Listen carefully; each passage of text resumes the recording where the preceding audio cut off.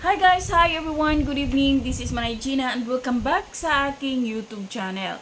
So guys, another mini vlog for today's video at ang ating pag-uusapan si Shaira Diaz.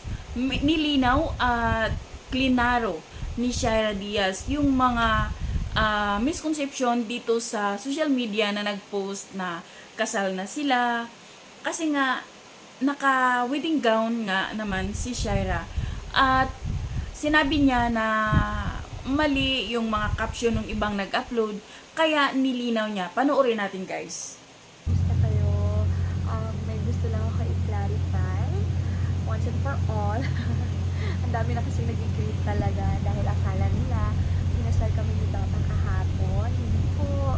Yung mga photos and videos po na uploaded online ay yung mga naka-wedding gown ako and naka-shoot si Papa.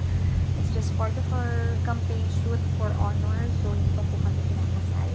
Baka lang dami nililito, medyo misleading po ang caption ng iba, ng ibang nag-upload. So, ayun lamang, August pa po ang kasal. Pero maraming salamat in advance na rin sa mga greetings niyo and well wishes niyo. Pero, yeah, not yet married, still single. So yan guys, klarong-klaro, sa August pa ang kasal. Yun lang guys, thank you for watching. Bye! God bless everyone!